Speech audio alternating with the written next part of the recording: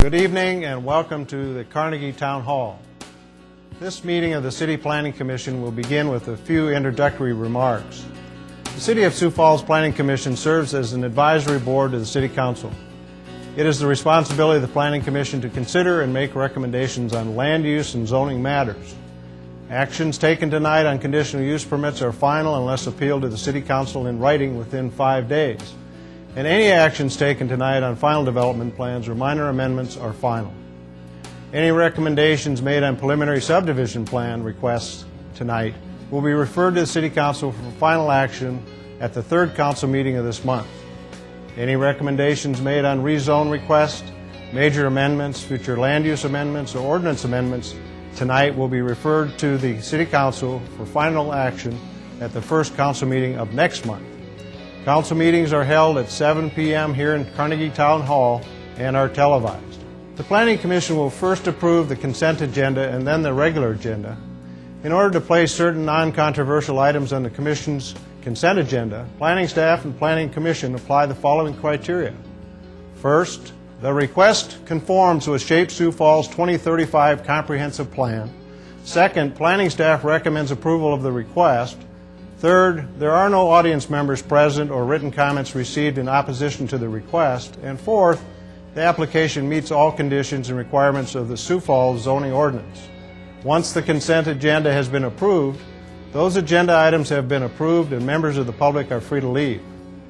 For the regular agenda, the following normal public hearing procedure will be followed for each item. By first requesting planning staff to present a brief report on that item.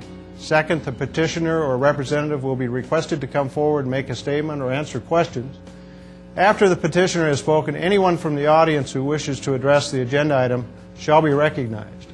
Then the Planning Commission will discuss the matter further and take appropriate action. We ask that anybody addressing the Planning Commission move to the podium microphone, identify themselves, and state their address for the record. Please limit your comments to less than 5 minutes. And as a courtesy to everyone here tonight, we ask that you either turn off or silence your electronic devices. This meeting is being televised on Channel 16 and will be rebroadcast Saturday at 10 a.m., Tuesday at 7 p.m., Wednesday at 1 a.m. Thank you for your cooperation.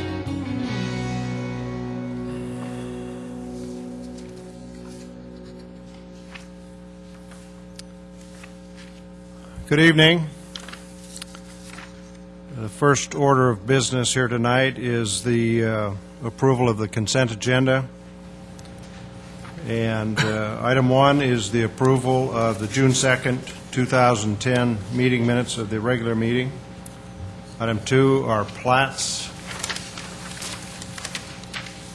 Item three is item number 2010-06-02, a major amendment in the Manifold Acres Plan Development District to revise boundaries for subareas B and C at the intersection of South Sycamore Avenue and East 41st Street.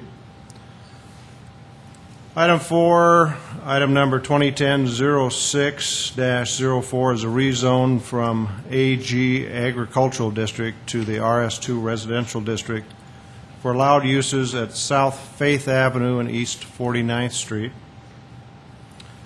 Item number five, item number 2010-06-09 is a rezone from the I-1 Light Industrial District to the C4 Planned Commercial District for allowed uses at 2111 North Louise Circle.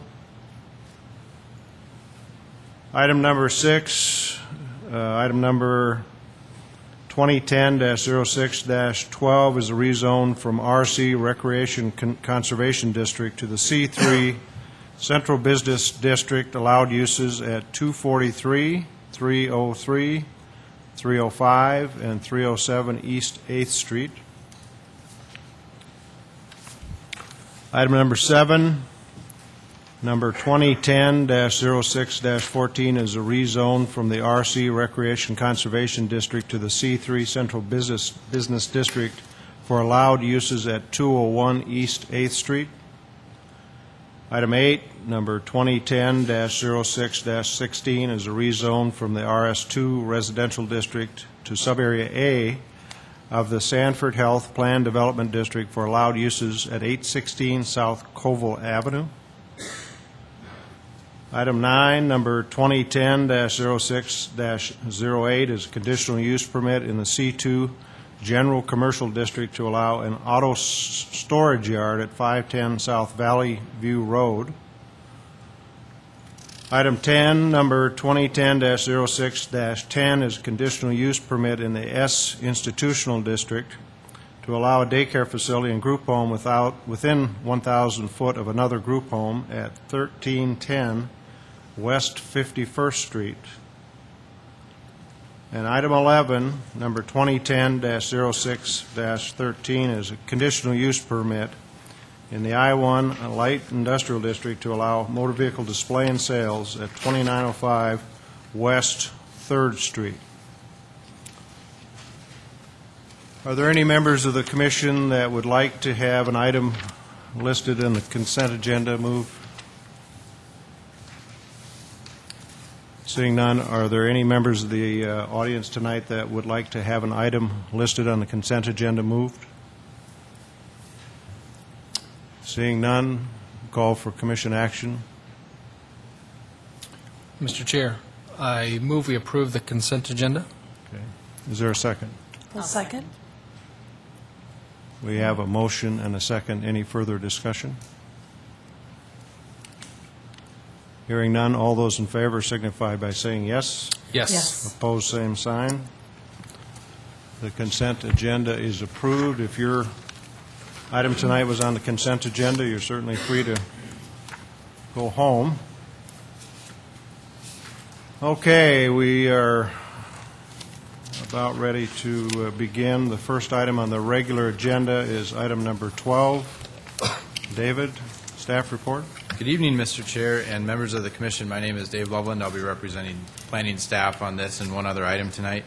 The project is a conditional use permit in the RD Residential District for a congregate care facility, and the applicant is Southeastern Behavioral Health, and the owner at this time is Chris Thorkelson with Lloyd Companies. The general location is at 329 South Omaha Avenue, and it's on about a fifth of an acre site. To the north is a single-family residential in the RD district. To the south, to the east, and to the west are all in the same category. We've assigned a compatibility rating of 4 to those surrounding uses. Now, on a conditional use permit, when you're considering the standards for approval, the standard in the zoning ordinance indicates that such uses shall be located in areas where their impact on adjacent properties would not be detrimental due to their large traffic flow or parking area. Such uses located in the RS1, RS2, and RD residential districts shall have a maximum building height limit of 2 stories. Just for your information, the applicant would normally be required to have a 15-foot side yard setback, but on May 18th, the Board of Adjustment granted a variance to reduce the side yard setback from 15 to 5 feet and the front yard setback from 18 feet to 9 feet 5 inches. As we consider the site, the subject development should have no detrimental effect on the existing neighborhood for parking and traffic flow. The applicant should be prepared to explain staffing and resident requirements of the proposed facility and to respond to any neighborhood comments at the public hearing. We do understand that the applicant has held at least one neighborhood meeting, if not 2, and should be prepared to address any of those comments that came out of that. Staff has received no phone calls on this item and no further communication from any citizens in the area. Because the application has provided clarity to indicate the location, nature, and extent of the work proposed and requires a complete plan check by Zoning and Building Services prior to obtaining the building permit, we are recommending approval of the conditional use permit with one condition, and that is no ash trees and ash varieties shall be used to meet minimum landscaping requirements. And that concludes staff report.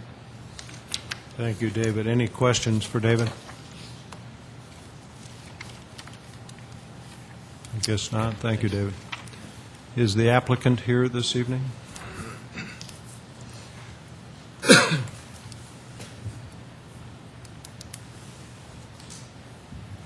Good evening.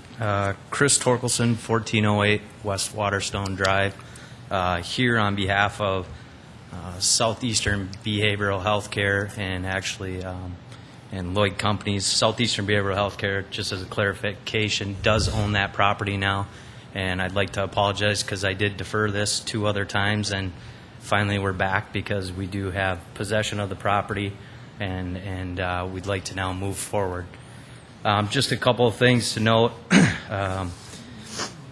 This is something we've been up here before for a project called Caring Hearts on behalf of Southeastern Behavioral Health Care. This is a one-time stimulus package with NSP funds. It's targeted for property that is a blighted, non-habitable property.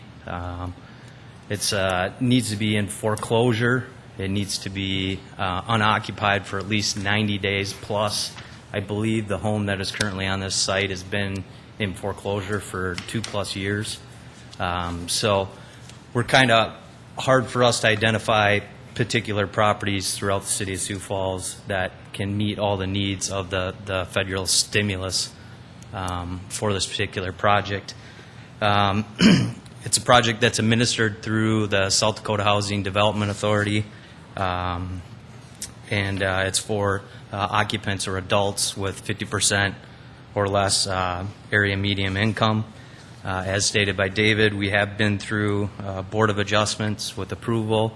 We did hold a neighborhood meeting back, I think it was in February actually, at the pizza place up there. I'm sorry, I don't recall the name.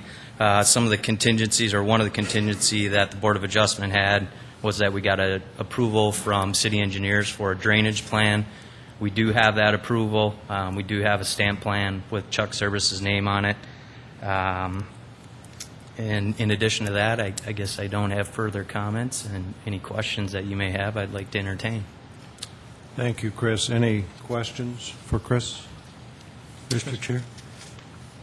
Mike. Mr. Chair, thank you. Chris, there is an existing structure on the site today, Correct. Yep. and that'll be obviously taken down with the plan for this structure to be built. Yes, brand sir. new. Yep. Okay. Thank you. Kenny? Chris, looking at the plan, there's 6 bedrooms. Will there be 6 occupants Yep. in this particular Correct. dwelling? Yep. It's individual units. Single room occupancy is what they call it. Is this staffed? Yes. Is it staffed 24 hours a day? Correct. Yep. You'll have 2 staff at this particular property at this time with the clients that are there. They don't see any more than 3 staff total, never more than 3, or not really having 3 overnight, but they will have 2 overnight and 2 full-time. We have provided parking on the west side of the, yeah, if you can see it there, adequate parking for staff. In addition, there's a garage stall there in hopes that we won't cause any issues with parking out on the street.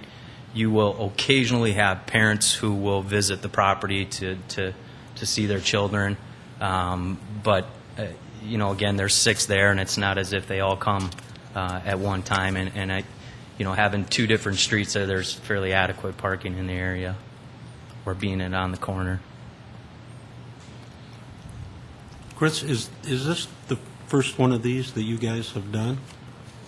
This is the second one with these particular funds. We have done projects for Dakota Abilities in the past, real similar to this particular congregate care facility, with the exception that those were 7-unit properties as opposed to 6. Those are completed, up and running? Yep, yep.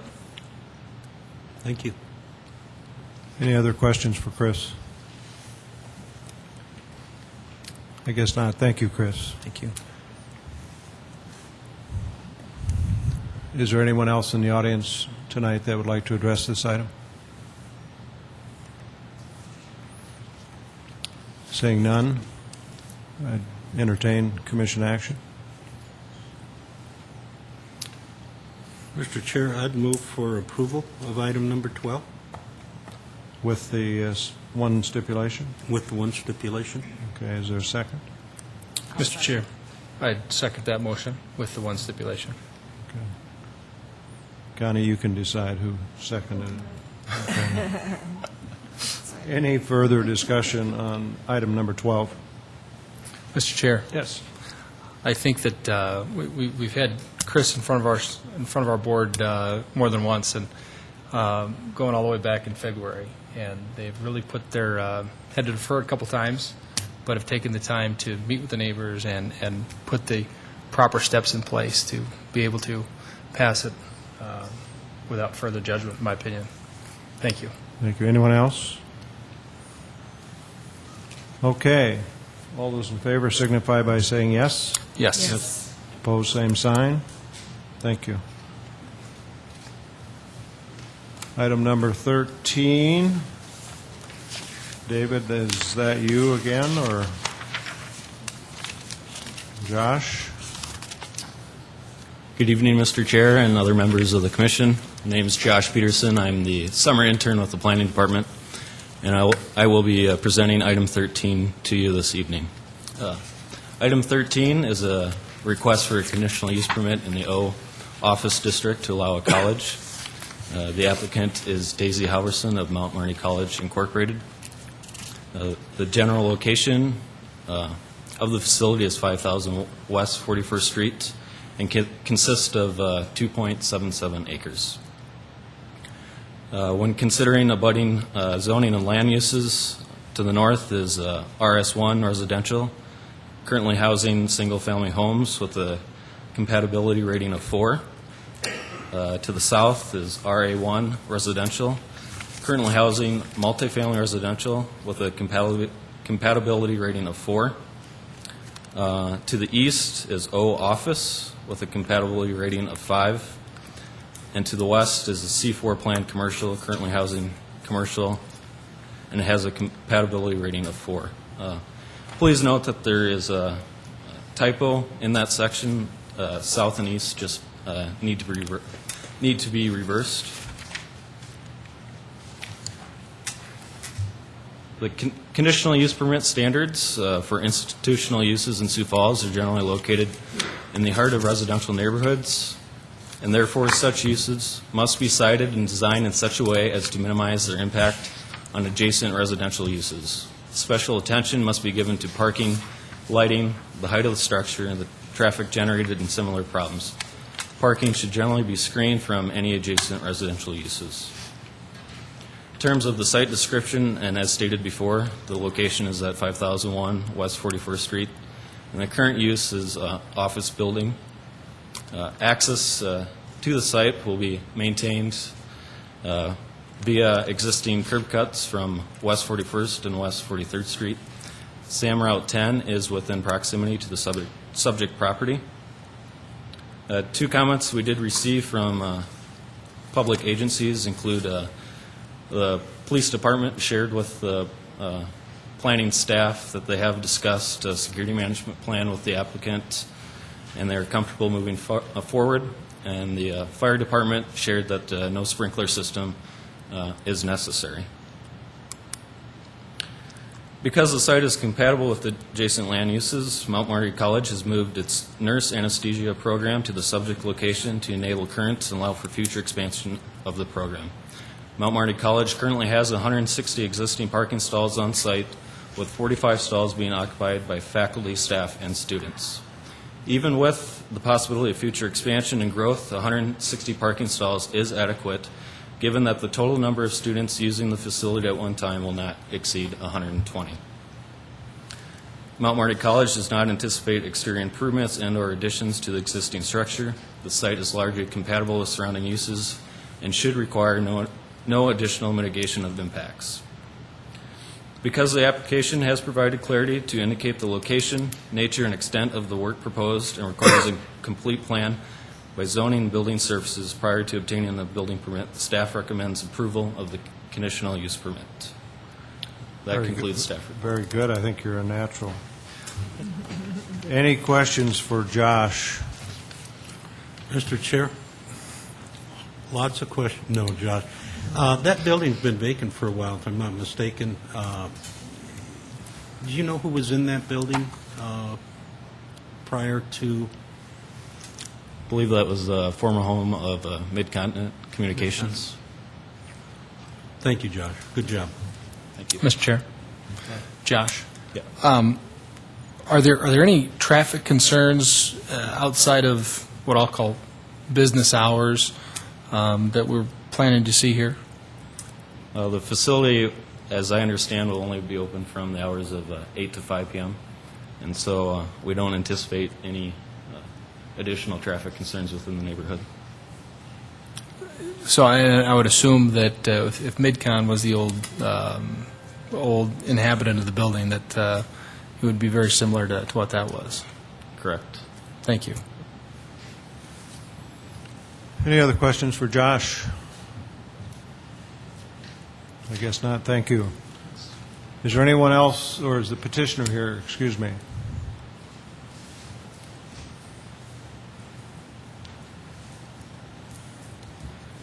Good evening, members of the Commission. I'm Steve Hermanson. I'm the Director of Facilities for Mount Marty College. I'm officed in Yankton, but I'm here representing the property at 5001 West 41st Street. The property that we're in right now, we want to use for our certified registered nurse and antithesis. I can't speak tonight. Anyway, the CRNA. Excuse me. Mount Marty College was the first CRNA program in the United States. We've been located in Sioux Falls for the last 25 years. Our last location was in a strip mall on Southwestern Avenue. This building was occupied by Midco. I believe it was empty for the last 2 to 3 years. This building worked out right for what we wanted because of we will be changing the program into a doctoral program, and that is where it's going to increase to 80 students. So this building was a perfect fit for Mount Marty College, and that's the purpose. That's why we wanted to go to this location. It's a fine location for us, and yes, we are taking a building that has been unoccupied and turning it back into a very presentable building to be in the finest city in the state of South Dakota and in the nation as far as we're concerned. If there are any questions, I'll attempt to answer them for you. Thank you. Any questions for Steve? Just one question about the parking. Is the access just from 41st Street or? 41st and 43rd. Okay. All right. I see. There's an entrance off of 43rd Street also. Any other questions for Steve? I guess not. Thank you, Steve. Thank you. Is there anyone else in the audience tonight that would like to address item number 13? Seeing none, commission action on item number 13? Mr. Chair, I move to approve item 13.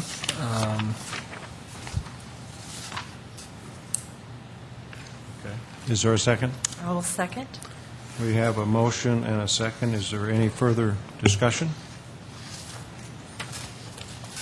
Seeing none, all those in favor signify by saying yes. Yes. Opposed, same sign.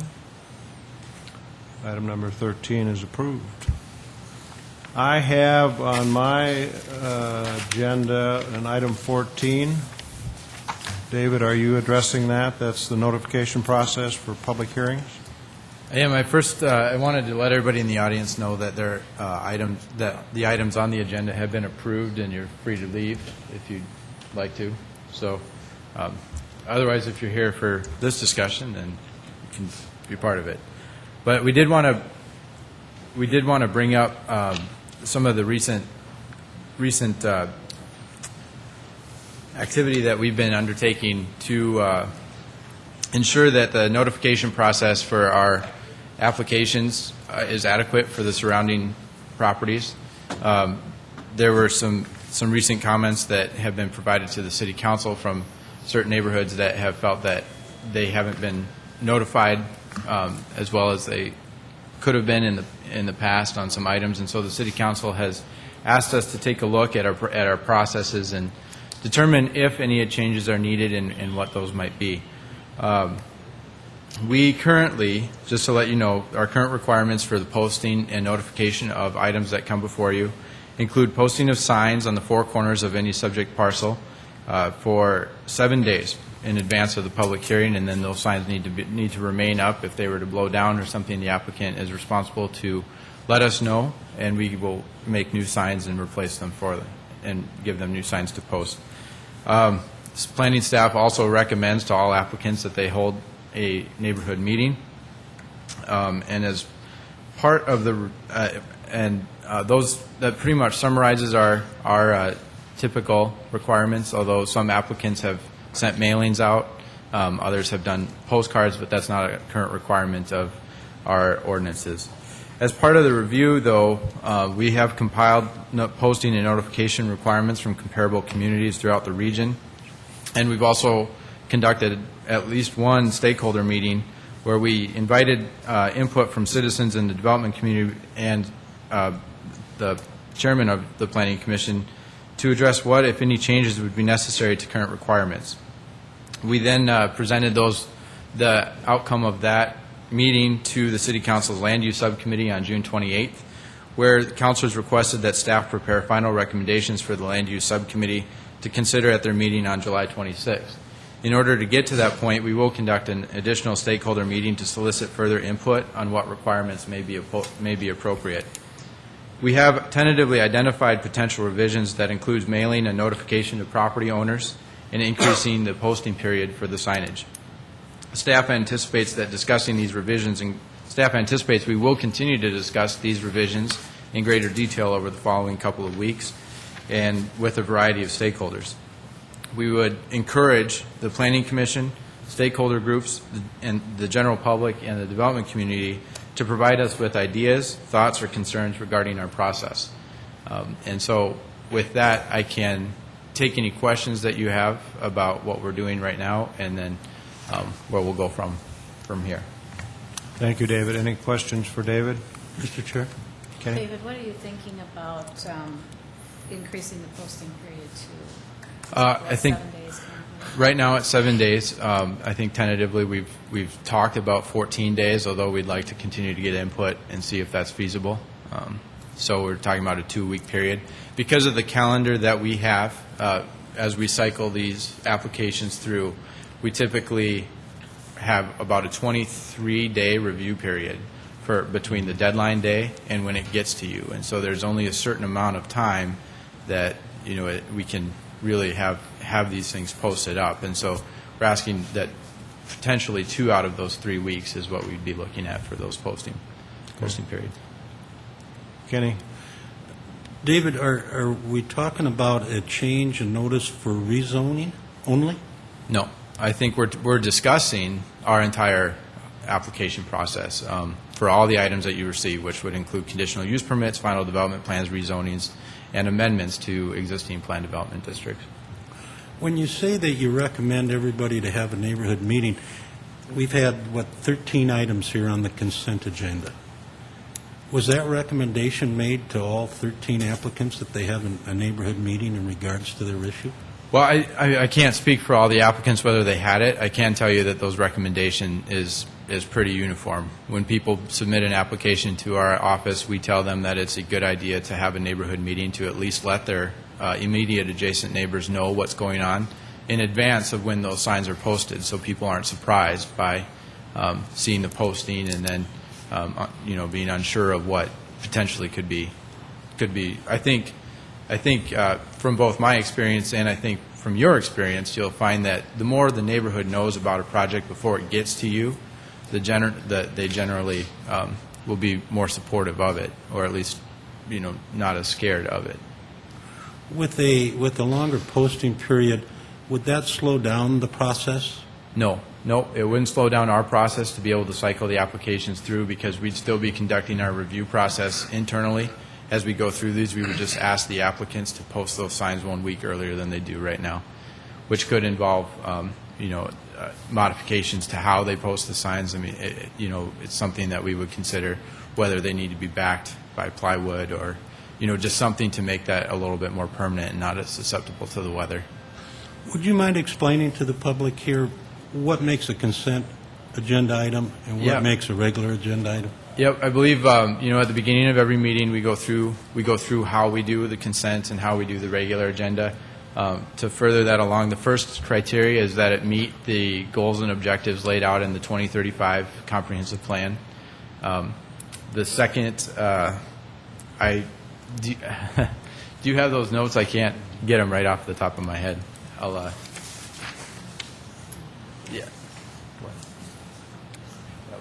One of the second ones is that we don't have neighborhood input concerns. And in fact, sometimes the neighbors don't know about it before the agenda is set, and so once we do get those concerns, then we'll let you know that we would be. So a concern to staff would be a phone call from a neighbor? Yeah. If a neighbor says that they're opposed, or we don't put them on regular just because somebody inquires. They need to tell us that they're opposed to it, that they'd like to speak on it, or at least provide comments to you in advance. Sometimes we forward emails or print off mailings that we receive. Yeah. There are 4 criteria. The first one you mentioned was the SHAPE Sioux Falls 2035 comprehensive plan.